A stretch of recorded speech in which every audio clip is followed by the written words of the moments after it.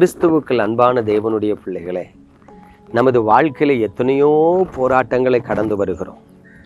ஒவ்வொரு போராட்டங்களும் எந்த மனிதனை தாக்குகிறதோ அவனை கலங்க பண்ணுகிறது. ஆனால் நீங்களும் நானும் நம்மை தேவனுக்குள் திடப்படுத்திக் கொள்வோம் என்று சொன்னால் நாம் கலங்க தேவையில்லை, போராட்டத்தில் அழிந்து போக மாட்டோம் என்பதை விளங்கிக் கொள்ளுங்கள். பாருங்கள், யோசுவாவின் புஸ்தகம் 2ஆம் அதிகாரம் 13ஆம் வசனத்தை பாருங்கள். அதன் பின்பகுதியில ராகாப் என்கிற வேசி யோசுவாவின் இடத்தில் பேசுகிறதாக இந்த வசனம் அமைந்திருக்கிறது. எங்கள் ஜீவனை சாவுக்கு தப்புவிக்கும்படி எனக்கு நிச்சயமான அடையாளத்தை கொடுக்க வேண்டும் என்றால், நல்லா கவனிச்சு பாருங்க. இங்க தேவ சமூகத்துல ஒரு விண்ணப்பம் வைக்கப்படுகிறது. தேவனுடைய பிள்ளைகளிடத்தில் அந்த விண்ணப்பம் வைக்கப்படுகிறது. தேவனிடத்தில் அந்த விண்ணப்பத்தை வைக்கல, தேவனுடைய பிள்ளைகளிடத்தில் அந்த விண்ணப்பம் வைக்கப்படுகிறது. என்னவென்று சொன்னால், உங்களுக்கு தெரியும், எரிகோ பட்டணத்தை வேவு பார்க்கறதுக்காக அங்கே மோசே வாலிபர்களை அனுப்புகிறார். அவர்கள் போய் அங்கே வேவு பார்த்து திரும்பி வருவதற்கு முன்பு ராகாப் என்கிற வேசியின் வீட்டிலே தங்கியிருக்கிறார். அப்பொழுது அந்த ராகாப் சொல்லுகிறாள், நீங்க யோர்தானை கடந்த உடனேயே எங்க இருதயெல்லாம் பலனற்று போயிட்டு, நீங்க ஓக்குங்கிற ராஜாவுக்கு செய்த நியாய தீர்ப்பை பார்த்த உடனே எங்க இருதயெல்லாம் தள்ளாடி தடுமாடிட்டு, நிச்சயமாக உங்க கையில எங்கள் பட்டணத்தை தேவன் ஒப்பு கொடுப்பார் என்பதை ராஜா முதல் ஒவ்வொரு குடியானவனும் அறிந்திருக்கிறோம். ஆகவே உங்களிடத்துல ஒரு மன்றாட்டு வைக்கிறேன்.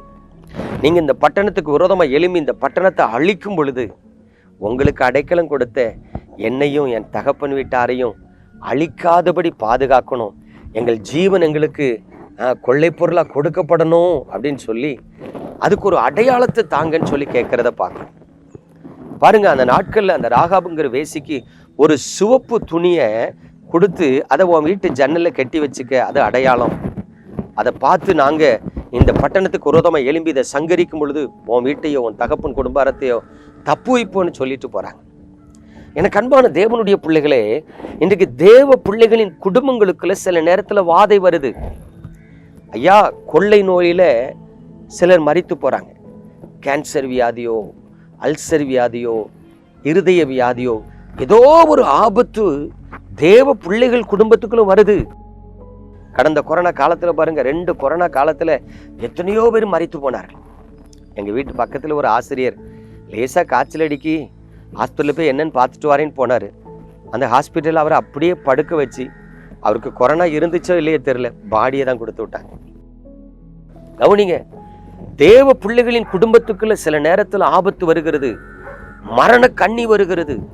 இதுக்கு நீங்க தப்பு வைக்கணும்னா, அப்படிப்பட்ட சூழ்நிலைகளுக்கு இருக்கும் பொழுது அல்லது அப்படிப்பட்ட மரண பயங்கள் உங்களுக்கு வரும் பொழுது, தேவனுடைய பிள்ளைகளே, நீங்க தேவ சமூகத்தை நோக்கி அபயமிடணும். ஆண்டவரே, நான் பயப்படுகிறேன், எனக்கு வந்திருக்கிற இந்த ஆபத்துக்கு தப்பி பிழைப்ப நான் பயப்படுகிறேன்.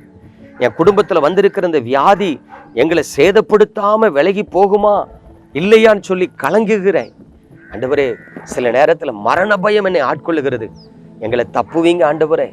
போராடி ஜெபம் பண்ணுங்க. எங்களை தப்புவிப்பீரா இல்லையா, எங்களுக்கு ஒரு அடையாளத்தை காமிங்கன்னு சொல்லி தேவ சமூகத்துல நீங்க ஒரு ஜெபம் பண்ணி அடையாளத்தை வாங்கிக்கிட்டீங்கன்னா நிச்சயமா தப்பு வைக்கப்படுவீர்கள். ஆனா நிறைய தேவ பிள்ளைகள் கூட என்ன பண்றாங்க தெரியுமா, அவ்வளவுதான், நம்ம கதை முடிஞ்சு, இதோட முடிஞ்சு, நான்லாம் பிழைக்க மாட்டேன். சிலர் அவிசுவாசத்துல புலம்பியே செத்து போறாங்க. பிரியமான தேவனுடைய பிள்ளைகளே, உங்களுக்கு ஒரு இரட்சகர் இருக்கிறார் என்பதை மறந்துடாதீங்க. அவர் உங்களுக்கு ஒரு அடையாளத்தை தருவார், தந்து பாதுகாப்பார் என்கிறத மறந்துடாதீங்க. ஆகவே உங்க வாழ்க்கையில இக்கட்டுக்குள்ள, துன்பத்துக்குள்ள, போராட்டத்துக்குள்ள, மரண பயத்துக்குள்ள வரும் பொழுது எங்களை தப்பு வைப்பீரா, அப்படி தப்பு வைப்பீர் என்று சொன்னால் எங்களுக்கு ஒரு அடையாளத்தை தாரன் கேட்டு பெற்றுக்கொண்டு நீங்கள் ஆசீர்வதிக்கப்பட வேண்டும் என்று உங்களை நான் வாழ்த்துகிறேன். பிரியமானவர்களே, தேவனிடத்துல அடையாளத்தை கேட்டு பெற்றுக்கொண்டால் அவர் நிச்சயமா உங்களை தப்பு வைப்பார். அல்லேலூயா. அந்த கிருபை உங்களுக்கு கிடைக்கும்படி நாம ஜெபிப்போமா? எங்கள் அன்பின் பரலோக தகப்பனே, இந்த பரிசுத்தமான நல்ல நாளிலும் உமது பலத்த கரத்தில் உமது பிள்ளைகளை தருகிறேன்.